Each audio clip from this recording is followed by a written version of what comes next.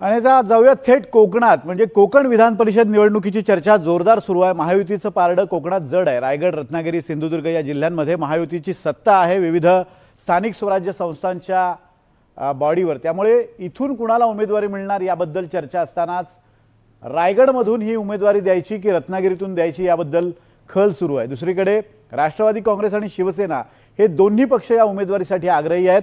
तटकरे आणि गोगावलेंच्या वादात राजन साळवींना संधी मिळणार का हे पाहणं महत्त्वाचं असेल. आपण पाहूयात.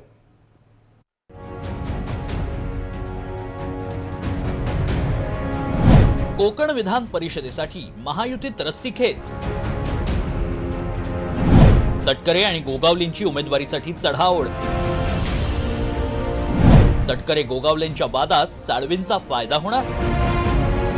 कोकणातील स्थानिक स्वराज्य संस्थांच्या निवडणुकीची रणधुमाळी सुरू झाली आहे. महायुतीतील राष्ट्रवादी काँग्रेस, शिवसेना आणि भाजप या तिन्ही पक्षांकडून जागेसाठी मोठी रस्सीखेच सुरू आहे.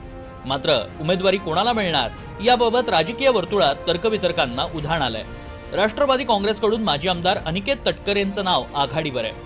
दुसरीकडे भरत गोगावलेंचे पुत्र आणि रायगड जिल्हा परिषदेचे सदस्य विकास गोगावले यांच्याही नावाची शिवसेनेकडून जोरदार चर्चा आहे. त्यामुळे महायुतीतच जागेसाठी चुरशीची लढत होण्याची शक्यता व्यक्त केली जाते.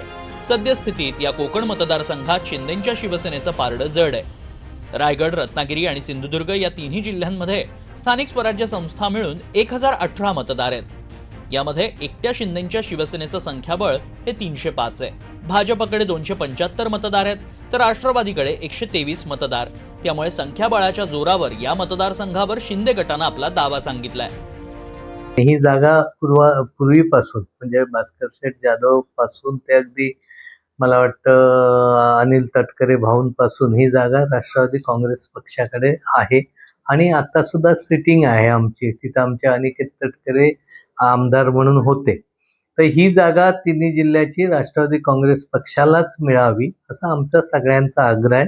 आज जर पाहिलं आपण तर 1 नंबरला शिवसेना आहे कोकणामध्ये, 2 नंबरला भारतीय जनता पार्टी आहे आणि 3 नंबरला NCP आहे, अजितदादा पवार पार्टी. तर अशा प्रकारे हे बलाबल आहे. त्याच्यामध्ये आता आमचे जे काही नेते आहेत ते बसून मुख्यमंत्री, उपमुख्यमंत्री आणि सुनीलताई पवार हे तिन्ही दोन्ही उपमुख्यमंत्री आणि मुख्यमंत्री हे बसून योग्य निर्णय काढतील. विधान परिषद निवडणुकीसाठी कोकणात शिंदे गटाची ताकद जास्त आहे. तरीही जागेसाठीच्या वाटाघाटींमध्ये सुनील तटकरेच बाजी मारतील असा स्थानिक पत्रकारांचा अंदाज आहे. भास्कर जाधव हे राष्ट्रवादीतून पहिल्यांदा अनंत तरे यांचा पराभव करून ते निवडून आले. तेव्हापासून ही जागा राष्ट्रवादीकडे आहे. राष्ट्रवादीमध्ये भास्कर जाधव यांच्या राजीनाम्यानंतर अनिल तटकरे आणि त्यानंतर तटकरे यांचे सुपुत्र अनिकेत तटकरे यांच्या माध्यमातून ही गेली अनेक वर्ष ही उमेदवारी तटकरे यांच्या घरी राहिलेली आहे, म्हणजे कुटुंबात राहिलेली आहे. आत्ताच्या घडीला बघितलं तर अलीकडच्या सगळ्या निवडणुकांमध्ये रत्नागिरी, रायगड, सिंधुदुर्ग या तिन्ही जिल्ह्यांमध्ये शिंदे शिवसेनेने बाजी मारलेली आहे. त्यामुळे संख्याबळाचा विचार केला तर आजच्या घडीला शिंदे शिवसेनेच्या दृष्टीने ती मजबूत स्थितीत आहेत. पण ही मूळची जागा आत्ताच्या घडीला म्हणजे जे महायुतीमध्ये जे ठरलेलं आहे, ज्यांचं सूत्र आहे, ज्यांच्याकडे जागा ती त्या प्रत्येक पक्षाला मिळणार. या जागेवर राष्ट्रवादी आणि विशेषतः तटकरे बाजी मारतील अशी सध्याची स्थिती आहे. महाविकास आघाडी ही जागा लढणार की नाही याबाबत अद्याप चर्चा झालेली नाही.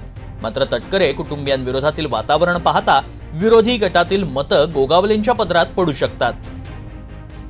सुनील तटकरेंनी स्थानिक स्वराज्य संस्थेतून आपले भाऊ निवडून येतात, आपला मुलगा निवडून येतो. तर त्या स्थानिक स्वराज्य संस्था बळकट होण्याकरता म्हणून आणि त्या स्थानिक स्वराज्य संस्थेचे आपले मतदार वाढवणं याकरता सुनील तटकरेंनी काय केलं?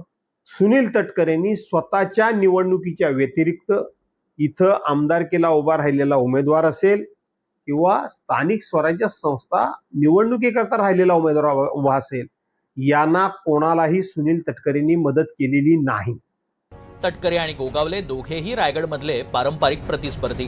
त्यामुळे नेहमीप्रमाणे दोन्ही नेते आपली पूर्ण ताकद पणाला लावताना दिसतात. मात्र या दोघांच्या भांडणात राजन साळवींना संधी मिळेल अशी ही चर्चा राजकीय वर्तुळात रंगली आहे. राजन साळवींनी शिंदे गटात प्रवेश केल्यानंतर त्यांच्यावर कोणतीच मोठी जबाबदारी सोपवण्यात आलेली नाही. त्यामुळे सध्या सत्तेपासून दूर असलेले साळवी मागच्या दारानं प्रवेश करू शकतात? मी गेले अनेक वर्ष शिवसेनेचं काम करतोय. त्यामध्ये नगरसेवक, नगराध्यक्ष, जिल्हा प्रमुख, आमदार, उपनेता. आता एकनाथ शिंदे साहेबांनी माझ्यावरती महाराष्ट्रामधला जो आपला धाराशिव जिल्हा आहे त्याची जबाबदारी दिलेली आहे. त्यानंतर अकोला लोकसभेची जबाबदारी माझ्यावर दिलेली आहे.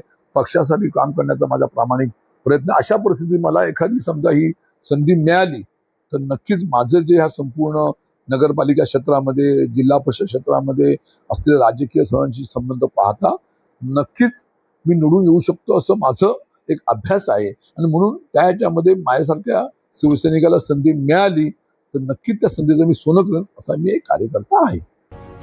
एकूणच काय, महायुतीत विधान परिषदेच्या कोकणच्या जागेसंदर्भात भाजपची भूमिका देखील महत्वाची आहे. भरत गोगावलेंच्या पालकमंत्री पदाच्या तडजोडीसाठी एकनाथ शिंदे ही जागा राष्ट्रवादीला सोडतात की संख्याबळाच्या निकषावर दावा कायम ठेवतात हे पाहणंच महत्वाचं ठरणार आहे. राकेश गुडेकर, NDTV मराठी, रत्नागिरी.